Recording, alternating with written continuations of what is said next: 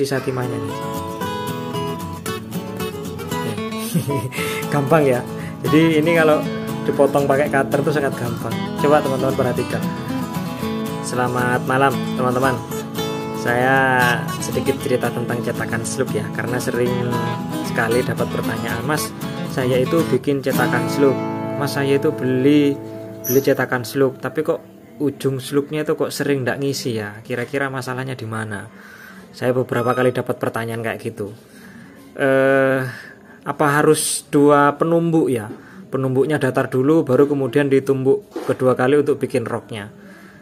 Ya saya nggak tahu sih teman-teman. Kalau punya saya itu satu kali penumbuk itu bisa kok langsung jadi. Ini ya, ini kan ngisi full. Kira-kira masalahnya di mana? Kalau pengalaman saya teman-teman, itu ada pada di desain penumbuknya. Coba nih, desain penumbuknya itu harus besar.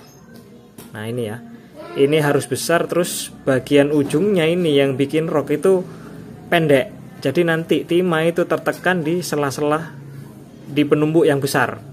Kalau penumbuknya kecil tuh biasanya timah akan cenderung melebar ke samping. Nah ini adalah contoh desain saya yang lama. Jadi dulu saya pakai penumbuknya itu hanya sekitar 5 mili gitu ya. Memang ujungnya itu lebih sering tidak ngisi. Hanya saya coba penumbuknya saya bikin besar, hanya bagian ujung ini pendek yang sebagai pembuat roknya. Kalau kecil kayak gini nih, biasanya kalau ini anggaplah cetakan gitu ya. Jadi kalau penumbuknya besar segini, timah itu tidak lari ke samping, jadi dia akan cenderung keisi ke dalam. Tapi kalau kecil dia akan lebih cenderung melebar ke samping, makanya ujung cetakan tuh sering tidak ngisi. Coba ya, saya coba bikin satu.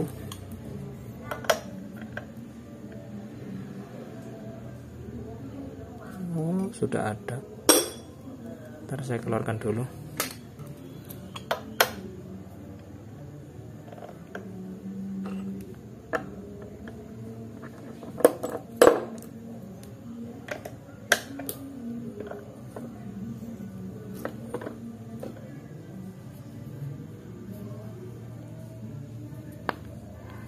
Nah ini kalau teman-teman lihat ujungnya ini kan datar ya, ujung timah yang di sini. Kenapa datar ya? Karena tertekan oleh penumbuk yang besar gini kan.